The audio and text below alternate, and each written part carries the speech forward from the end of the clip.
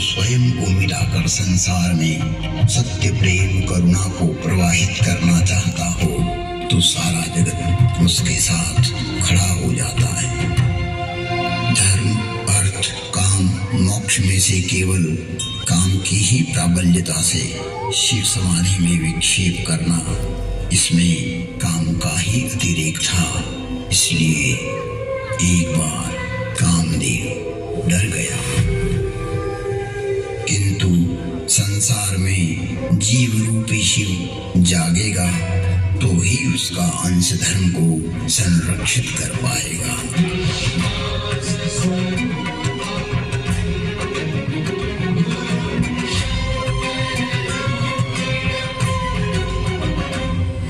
इसलिए कर्मशील ने प्रयास नहीं छोड़ा।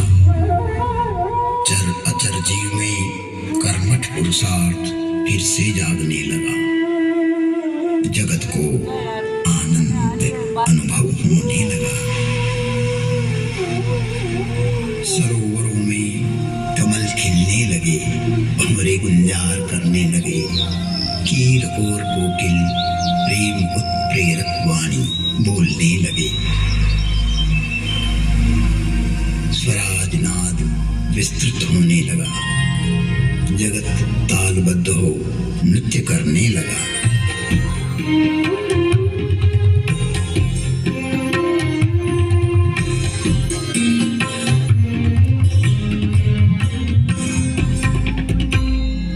लेकिन सनातन जगत नहीं जागा।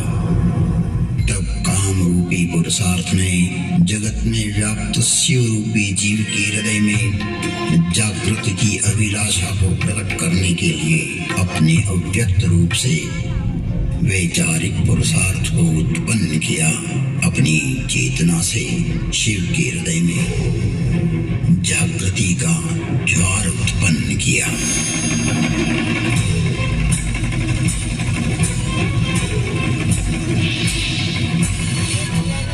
जगत की समाधि में विक्षेप हुआ। मन में क्षोभ हुआ। श्री हरि की प्रेरणा से शिव जागे और देखा कि यहाँ तो अपने स्वार्थवश हर क्षेत्र में व्यक्ति अपनी अपनी झूठी मान्यताओं को स्थापित कर रहा है एवं कई पंथ स्थापित हो चुके हैं। कई विचारधाराएं अपने आप को ब्रह्मलोक से निर्मित मान बैठी है। मानो उनका कभी क्षय नहीं होगा। सनातन को कुचलने के कई कुत्सित प्रयास चल रहे हैं। नाशवंत अपने आप को शाश्वत प्रमाणित कर रहा है। समानताएं समाप्त हो रही है। मैं ही सत्य हूँ उसको प्रमाणित करने की प्रतिस्पर्धाएं चल रही हैं। पृथ्वी पर पुनः साम्य सभ्यता को स्थापित करने के लिए साक्षात स्वयं श्री हरि नीलकंठ के रूप में क्रोधित हो उठे।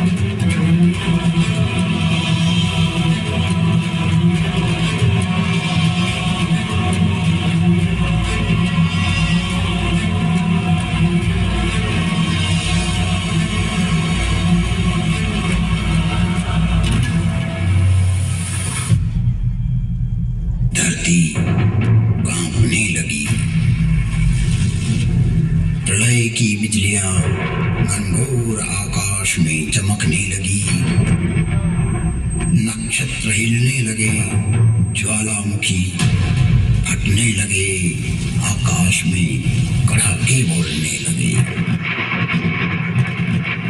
तब शिव रूपी जीव ने तीसरे नेत्र से देखा और देखते ही राजसी सुख भोग करने वाले जलकर भस्म हो गए।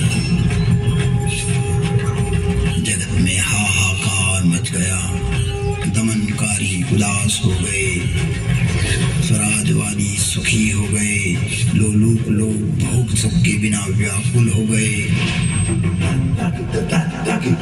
और निर्मल स्वभाव के लोग चिंता रहित होने लगे।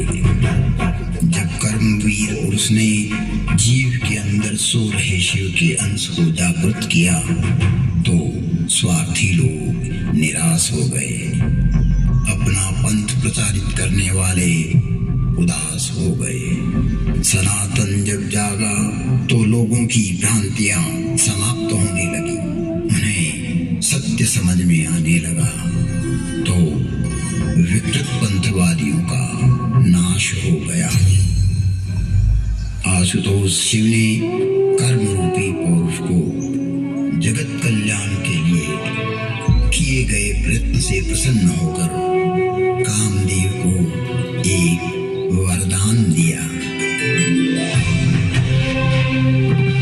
अब से तुम्हारा नाम अनंग होगा और शरीर रहित होते हुए भी सभी में व्याप्त रहोगे, क्योंकि तुमने जगत में व्याप्त अधर्म का नाश करने के लिए स्वयं को आहूत कर जीव में पुनः सत्य का संचार किया है। संसार में सनातन धर्म के दर्शन को पुनः जागृत किया है। केवल धर्म, केवल अर्थ, केवल काम और केवल मोक्ष पूर्ण सत्य नहीं है। चारों पुरुषार्थों का समान रूप होना अति आवश्यक है। नीलकंठ शिव जागे और काम का दहन कर दिया, साथ ही काम का वहन भी किया। अपने विहार से काम को स्वीकार करते हुए स्वामी कार्तिकेय को प्रकट किया, जिसने जगत में छाई हुई आसुरी वृत्ति का नाश कर पुनः सदाचार स्थापित किया। अब संसार में पुनः आडंबर न छा जाए, इसलिए प्रत्येक व्यक्ति को चाहिए कि वो अर्थ का उपार्जन धर्म के अनुसार करे और काम का वहन मोक्ष प्राप्ति की छाया में करे।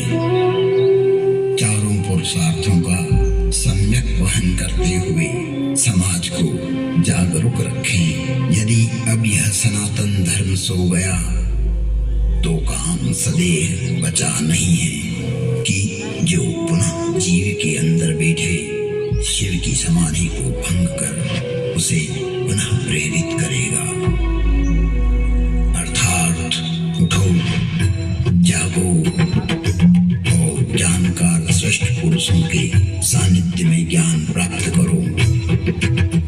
विद्वान मनीषी जनों का कहना है कि ज्ञान प्राप्ति का मार्ग उसी तरह दुर्गम है जैसे पेने किए हुए छुरे की धार पर चलना। अब आप जाग ही गए हैं तो कभी निश्चिंत होकर मत सोना। जब तक सृष्टि है तब तक अपने सनातन को हस्तांतरित करते रहना। तुम त्रिभुवन गुरु वेद बखाना, आन जीव पावर खा जाना। विश्वनाथ